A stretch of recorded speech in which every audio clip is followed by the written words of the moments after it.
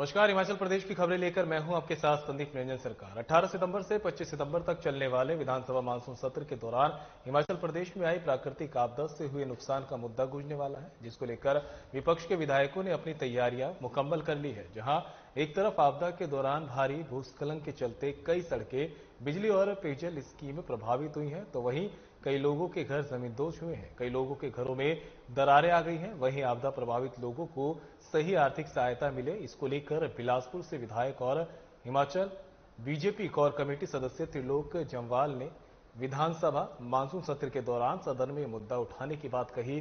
BJP कार्यालय बिलासपुर में आयोजित प्रेस वार्ता के दौरान विधायक त्रिलोक जम्वाल ने कहा कि जिला में आई प्राकृतिक आपदा के चलते कई लोगों के घर गिर गए या फिर गिरने की कगार पर हैं, जिन्हें प्रदेश सरकार मदद के तौर पर निःशुल्क 1 बीघा जमीन किसी सुरक्षित स्थान पर उपलब्ध करवाएगी।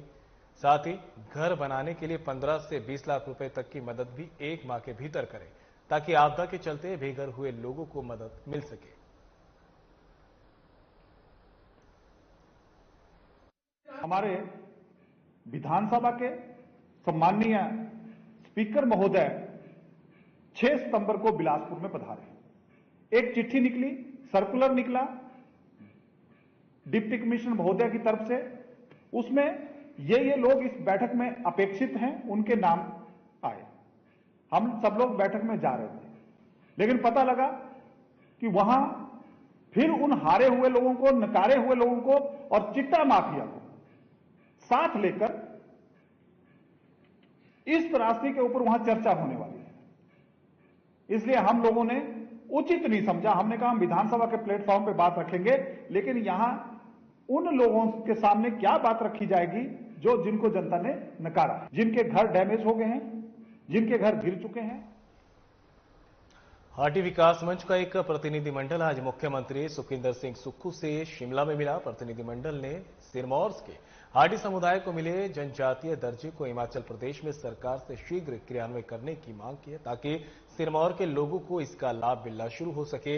हाटी विकास मंच के प्रवक्ता ने बताया कि केंद्र सरकार के बाद राष्ट्रपति ने भी सिरमौर के हाटी समुदाय की मांग पर संसद से संशोधित अनुसूचित जनजाति विधेयक को अपनी मंजूरी दे दी है और अब हिमाचल सरकार भी इसे लागू करवाने में सहयोग करे, जिस पर सीएम ने सकारात्मक दृष्टिकोण अपनाने की बात कही है। हमारा एक हाटी विकास मंच, हमारे अध्यक्ष प्रदीप सिंह जी है और हमारे साथ नीतू चौहान जी है, गोविंद राणा जी है, हमारे साथ मदन तोमर जी है, दिलीप सिंगटा जी है। हमारे एक शिष्टमंडल आज मुख्यमंत्री से मुलाकात की थी। जैसा कि हमने आप लोगों को पहले कहा था कि इसके बाद क्योंकि सरकार के मुखिया के पास ही आएगा, हिमाचल प्रदेश में आएगा, ये अलग अलग चरणों से हो चुका है। पहले लोकसभा से हमारा हुआ, अनुसूचित जनजाति का दर्जा हमें केंद्र सरकार ने पहले कैबिनेट से पास किया था, उसके बाद कैबिनेट से फैसला लिया था, उसके बाद ये लोकसभा में हुआ था दिसंबर महीने में, और उसके बाद ये आप सब लोग गवाह है कि उसके बाद जुलाई महीने में राज्यसभा से संशोधित बिल हमारा पारित हुआ, वहां से हो गया। आज हमने मुख्यमंत्री से मुलाकात की है, जैसा हमने आपको पहले भी कहा था। वो इसलिए जरूरी थी कि शिष्टाचार भेंट थी, क्योंकि इंप्लीमेंटेशन, क्रियान्वयन अगर इसका होना है, एसटी का होना है, तो उनके माध्यम से ही होना है। हमारा हाटी समुदाय है और उन्होंने बहुत ही सकारात्मक दृष्टिकोण उन्होंने आज अपनाया। उनका ये कहना था कि केंद्र सरकार की जो हमारी नौकरियां हैं उसमें आपको आरक्षण मिलेगा, ये तो हमें भी लाभ है। तो उन्होंने एक अच्छा संदेश दिया है। शिमला में जल रक्षक संघ मांगों को लेकर मुख्यमंत्री के सरकारी आवास ओक ओवर में सीएम से मुलाकात उन्होंने की है। संघ का कहना है कि वे लंबे समय से अपनी मांगों को सरकार के समक्ष रख रहे हैं। अगर अब इनकी सुनवाई नहीं होती तो विधानसभा में मानसून सत्र में वे परिवार सहित धरने पर बैठेंगे। जल रक्षक संघ के अध्यक्ष ज्वालू राम ने कहा कि उनके अनुबंध का समय 12 साल से घटाया जाए। उन्होंने कहा कि जो लोग 12 साल का कार्यकाल पूरा कर चुके हैं उन्हें अनुबंध पर लगाया जाए। साथ ही उन्होंने कहा कि अगर आगामी कैबिनेट बैठक में उनकी मांगों पर फैसला नहीं होता है तो विधानसभा के मानसून सत्र का परिवार सहित वे लोग घेराव करेंगे।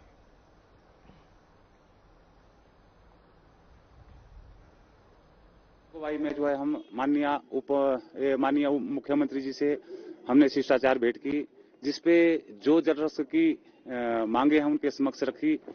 तो हमने जो उनसे कहा कि अभी जो है बजट सत्र में सभी का जो है मानदेय बढ़ाया गया, परंतु जल रक्षकों को सरकार भूल गई। और हमने उनको स्पष्ट तौर पर कहा कि जो है हमारा जो वेतनमान है वो 4500 रुपये करीब है, जो कि आज के इस महंगाई के दौर में जो है गुजारा करने के लिए उपयुक्त नहीं है। तो हमसे उनसे आग्रह किया कि जो है हमारा मानदेय बढ़ाकर जो है कम से कम 9300 रुपये किया जाए।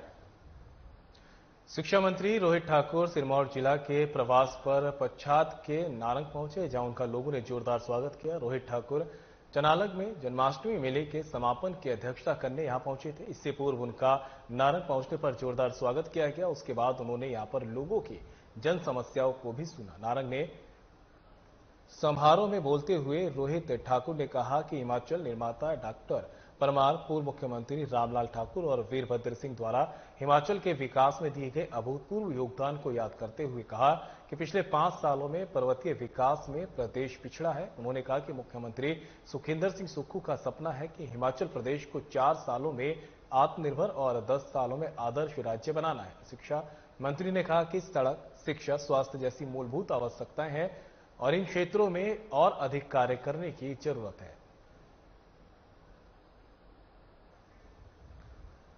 तो सिरमौर से आपको एक खबर बता रहे हैं, जहां पर शिक्षा मंत्री रोहित ठाकुर सिरमौर जिला के प्रवास पर पच्छाद के नारंग पहुंचे, जहां उन्होंने लोगों से मुलाकात की और लोगों ने उनका भव्य तरीके से स्वागत किया। रोहित ठाकुर चनालग में जन्माष्टमी मेले के समापन की अध्यक्षता करने यहां पहुंचे थे। इससे पहले उनका नारंग पहुंचने पर जोरदार स्वागत किया गया है। उसके बाद उन्होंने यहां पर लोगों की समस्याओं को भी सुना है। आवश्यकता है जिसमें सड़क, शिक्षा, स्वास्थ्य, इसमें बहुत कार्य करने की आवश्यकता है। दूर दराज क्षेत्र होने के कारण स्टाफ का अभाव रहता है और इसी सोच के साथ हमारी सरकार ने लगभग 6000 पदों की स्वीकृति कैबिनेट के द्वारा प्राप्त की है। जैसे ही हमारा नया चयन आयोग कार्य प्रारंभ करेगा, प्राथमिकता के आधार पे इन पदों को भरा जाएगा और मेरा पूरा प्रयास होगा, जैसे उदाहरण के तौर पे नारंग का स्कूल है हमारा, लगभग सभी पोस्टें जो हमारी साइंस की खाली पड़ी है इनको भरा जाए। और आज समय भी आ चुका है कि हमें विस्तार के में विराम लगाते हुए जो मौजूदा मैं समझता हूं हमारा शिक्षा का ढांचा है, आधारभूत ढांचा है, उसको सुदृढ़ करने की आवश्यकता। हिमाचल प्रदेश कांग्रेस की ओर से बीते दिनों इस वर्ष के लिए बागवानों के केसीसी के ब्याज को माफ करने के लिए प्रधानमंत्री कार्यालय को पत्र भेजा गया था। इसके बाद प्रधानमंत्री कार्यालय की ओर से इसे शिकायत के तौर पर ही समाधान के अंतर्गत दर्ज किया गया, जिसके बाद जवाब में प्रधानमंत्री कार्यालय की ओर से मामला अधिकार क्षेत्र से बाहर बताते हुए प्रधानमंत्री कार्यालय की ओर से इसमें किसी भी तरह की राहत देने में असमर्थता जताई गई। जवाब आने के बाद किसान कांग्रेस के मुख्य प्रवक्ता कंवर रविंद्र सिंह ने कहा कि प्रधानमंत्री कार्यालय की ओर से इस मामले में किसी भी तरह की राहत देने से इनकार किया गया है और इसे उनके अधिकार क्षेत्र से बाहर बताया।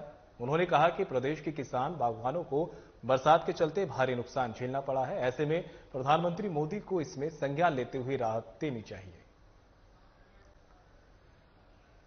तो शिमला से आपको एक और बता रहे हैं, जहां पर हिमाचल प्रदेश कांग्रेस की ओर से बीते दिनों इस वर्ष के लिए बागवानों के केसीसी के ब्याज को माफ करने को लेकर प्रधानमंत्री कार्यालय को पत्र भेजा गया था। प्रधानमंत्री कार्यालय की ओर से इसे शिकायत के तौर पर इस समाधान के अंतर्गत दर्ज किया गया, जिसके बाद जवाब मिला। प्रधानमंत्री कार्यालय की ओर से मामला अधिकार क्षेत्र से बाहर बताते हुए पीएमओ की ओर से इसमें किसी भी तरह की राहत देने में असमर्थता जताई गई है। जवाब आने के बाद किसान कांग्रेस की मुख्य प्रवक्ता कंवर रविंद्र सिंह ने कहा कि प्रधानमंत्री कार्यालय की ओर से इस मामले में किसी भी तरह की राहत देने से इनकार किया गया। सीसी की ब्याज जो पिछले 1 साल में लगी थी उसको माफी देने में सक्षम नहीं है, तो इसलिए उन्होंने उस शिकायत को बंद कर दिया और उसमें कहा कि भाई हम आपको अभी इस पे किसी प्रकार का उत्तर नहीं दे सकते, तो हमारी जो ब्याज केसीसी की किसानों पे लगी है पिछले 1 साल में वो ज्यों की त्यों बनी हुई है और किसानों को देनी पड़ेगी। हम उनसे आग्रह करते हैं कि यदि वो हिमाचल प्रदेश के किसानों और बागवानों को इमीडिएट राहत दे सकें ब्याज से माफी दे करके पिछले 1 साल की, तो हम उनके बड़े आभारी रहेंगे। हम पूरे हिमाचल प्रदेश के किसानों की ओर से उनसे हिमाचल प्रदेश में सेब का सीजन अपने चरम पर है, तो सेब बागवानी को लेकर राजनीति भी भरपूर हो रही है। बीते दिनों हिमाचल प्रदेश में बागवान के सेब नाले में बहाने का मामला एक बार फिर सुर्खियों में आ गया। मामले को लेकर प्रदूषण नियंत्रण बोर्ड द्वारा बागवान पर 1 लाख का जुर्माना लगाने के बाद इस पर सरकार चारों ओर से घिरी है। बीजेपी ने सरकार को बागवान विरोधी करार दिया।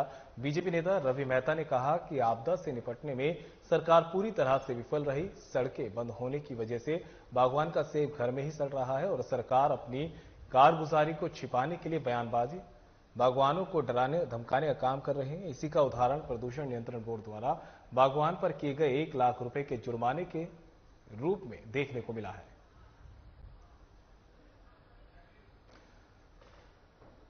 तो प्रदेश में एक बार फिर से सेब पर सियासत जो है जमकर होने लगी है। विपक्ष सरकार को लगातार अब इस मामले में घेरने में लगा पड़ा है। तो आपको बता दें कि बीते दिनों हिमाचल प्रदेश में बागवान के सेब नाले में बहाने का मामला सामने आया था, जिसको लेकर प्रदूषण नियंत्रण बोर्ड द्वारा बागवान पर 1 लाख रुपए का जुर्माना लाया गया और अब इस पर सियासत शुरू हो गई है, जिसको लेकर बीजेपी ने सरकार को घेरना शुरू कर दिया। आपकी जो बागवानों को लेकर के नीति है वो बिल्कुल स्पष्ट नहीं है। आप अपनी कारगुजारियों को लेकर के बागवानों की जो फसल मंडी में नहीं पहुंच रही है, आज भी जो उसका किराया थोड़ा सस्ता होना चाहिए, कार्टन उसको थोड़ा सस्ता मिलना चाहिए, उसकी फसल को सुनिश्चित कर करके मार्केट में अच्छे दामों पे बिकनी चाहिए। आप उन सब चीजों से ध्यान हटा कर करके आप बदले में, क्योंकि वो खबर जो उसने खुद भी वो वीडियो नहीं बनाया था, किसी के माध्यम से बना और वो जब नेशनल बना आपने प्रेशर किया कि आप वो गवाही दे, उसमें बोले कि ये फेक न्यूज है, तब जाकर के जब वो नहीं माना तो वो इस तरह का जो कृत्य है प्रदेश सरकार के प्रेशर में पोल्यूशन कंट्रोल बोर्ड के माध्यम से वो किया है और 1 लाख का जो जुर्माना लगाया है हम उसका विरोध कर रहे हैं। वहीं कालका शिमला रेलवे सेक्शन क्षतिग्रस्त होने से रेलवे को काफी नुकसान हुआ है। पूरे सेक्शन को नए सिरे से तैयार किया जा रहा है और इस पर लगभग 5 करोड़ रुपए खर्च होंगे। वहीं ट्रेनों का संचालन न होने से रेलवे को 1.5 से 2 करोड़ रुपए के राजस्व का नुकसान हो रहा है।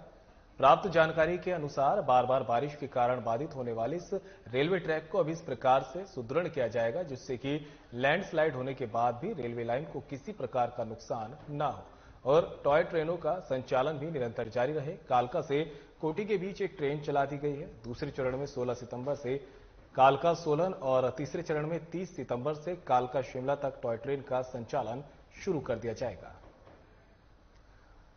तो आपको खबर बता रहे हैं, जहां पर कालका शिमला रेलवे सेक्शन क्षतिग्रस्त होने से रेलवे को काफी नुकसान यहां पर उठाना पड़ रहा है, जिसको लेकर कड़े कदम भी उठाए जा रहे हैं। पूरे सेक्शन को नए सिरे से तैयार किया जा रहा है और इस पर अलग से लगभग 5 करोड़ रुपए का खर्चा आएगा। और बुलेटिन में मेरे साथ इतना ही। दीजिए इजाजत। नमस्कार।